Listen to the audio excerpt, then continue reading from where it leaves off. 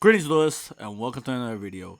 So, it has been almost close to 3 weeks since the release of Legacy of Destruction, and one of the strategies that has proven its worth and has actually done a lot of success uh, since its inception is the Tenpai Dragon strategy. So, the one thing I want to talk about the Tenpai strategy is it's not the best deck. I don't know if it's going to be like the best deck anytime soon. However, it is a deck that you really have to respect this format. A lot of people are playing this deck. A lot of people have access to this strategy, and I think the abundance of Tenpai players are going to eventually reach to a point that it might eclipse uh, the amount of Snake Eye players. And the main reason for that is because it's more budget friendly, it's a lot easier to play. It pretty much just has one game plan, and the game plan it has is very consistent. Uh, like it's a deck that can play Dimension Shifter, and the Dimension Shifter is just really strong against a lot of decks right now. It's a deck that realistically should not fall into time. So you don't have to worry about playing time cards or just worry about being pressure against your opponent. Uh, this deck is pretty much just a one trick pony strategy. You just do one thing and you do it well. Either you win or you lose. There's pretty much no ins and outs about it. You can go first. Your going first is kind of weak. However, you can circumvent that with just the mechanic of the deck and just playing a few cards that just synergize well with it. Heroic Seal of Heavenly Spheres is just one really good example of this. So I've faced Tenpai enough times. I've played in locals enough times, and uh, in the last week, I mentioned how I finished second place at two locals, and both locals I ended up at second place with Tenpai being undefeated. They both beat me game three, and one card they were playing in their strategy that was very strong against me was Quackimero Drago. Quackimero Drago is pretty much a bane of the existence of light and dark decks. So if you're playing Branded, Voiceless Voice, Centurion, Labyrinth, Jubel, just to name like a few strategies out there, this card is a problem for all those decks. And the Tenpai strategy just has very easy access to it. Thankfully, it is a wind monster. If it was a fire monster, it would have been like even harder to kill. It would have been as ridiculous to get rid of. But that's one issue that I've been having right now. If you'll be watching this channel and you'll be watching like the decks that I've been playing and performing, almost every strategy I play loses to this card. I played Centurion. I played Labyrinth. I played well, not Manadium, but I played the Visas engine, and those are all light and darks. The one other thing that really is becoming an issue for me is Forbidden Droplet. So let's take Centurion for example. If I'm playing the Centurion deck, one card that I am making in my deck, and one of the reasons like I've been playing Bestials for a good amount of time in my strategy is Chaos Angel. Realistically, Chaos Angel should work as a mechanism to be defensive against the Tenpai strategy because if you use light and dark monsters, you cannot destroy it by battle. You cannot touch it with monster effects, and that just becomes really problematic for those people that just rely on their engine. However, when it comes to Tenpai strategy, they they play both Imperm and Droplet, and Droplet is a very specific one that they play that just works really well against Chaos Angel. for me, droplet is pretty much just made for a deck like this one. It makes it so you can OTK your opponent, but at the same time you punish them for for their monster effects, and they cannot respond to this card appropriately. And that's another issue that I have with droplets. Sometimes people send spell cards. That means you cannot cross out this out. You cannot use cross out on this.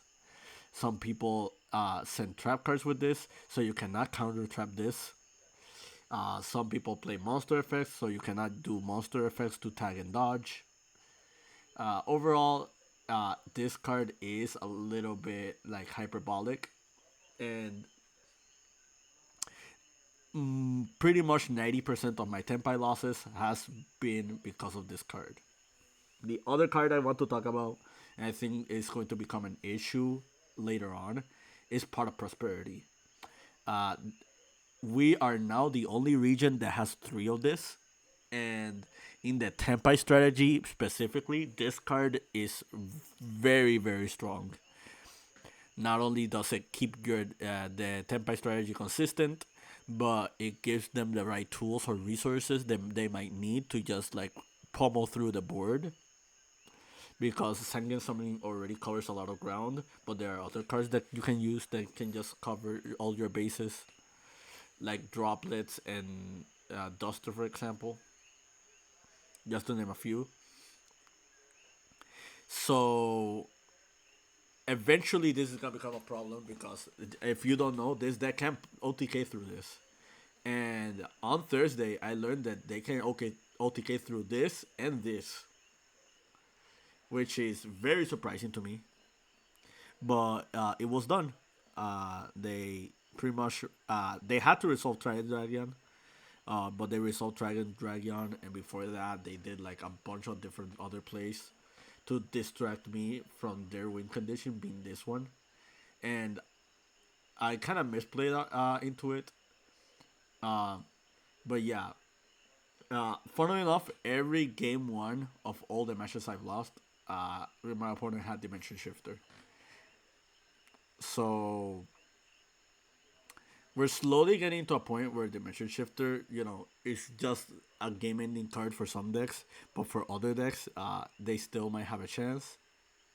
But at the moment, it's very favorable in the Tenpai deck. But yeah, those have been like my main issues. I would say like Shifter is like number five on my priority list. The main two would be Droplets and Prosperity, because it just keeps the deck consistent and it gives them everything they need in their arsenal. Lightning Storm is another card that we need to talk about. So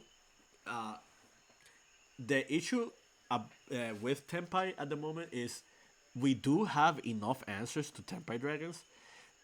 However, those answers that we have heavily rely on how they played and sequence their plays. If you want to play a back row approach and just play like heavy trap cards, that might work out for you. But if they open the Lightning Storm or like Prosperity into the Lightning Storm or Feather Duster, you're going to have a bad time because they just like nuke all your resources. Another thing that they can do is like summon Black Rose Dragon, so you need to be careful about that as well. Uh, there are some sequences this deck has that involves like either activating Sangen Kaimen before the battle phase or just activating it at the battle phase. If it's not turn zero, I find this very very interesting because some people what they do is they use Sangen Kaimen, they place all their monsters on the board, and they just rely on Sangen Pai, Transcendent Dragon to just clean house. Other like strategies is like I grab the Bident and they summon Bident on me and they just keep it like that, and then they have enough monsters on board, so they just attack, synchro, and then just keep spamming the board. Uh, the mix of sequences that they can do while being protected because of second summoning is just a little bit absurd. You pretty much have to play a guessing game of whether or not the resources that you cited for them are very effective. And that's where the barrier comes in. Like, dimensional barrier just became like way more important now than ever because if you catch them in the battle phase, you can just flip this card. This card is chainable, so you don't have to worry about Lightning Storm or Feather Duster. However, this raises a new issue against Tenpai, and the new issue is whether or not they're playing the Zealantis OTK. So that popular OTK involving like Zealantis and like Raging Phoenix. This deck can also do that, and they can do it very easily because this is an all fire monster strategy. So pretty much just Promethean Princess and just like play through their interruptions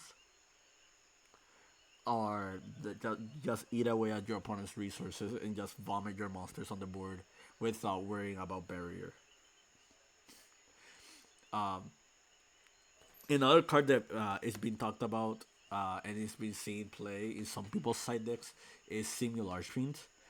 Simul Archfiend it works a bit different than it would with Dimensional Barrier.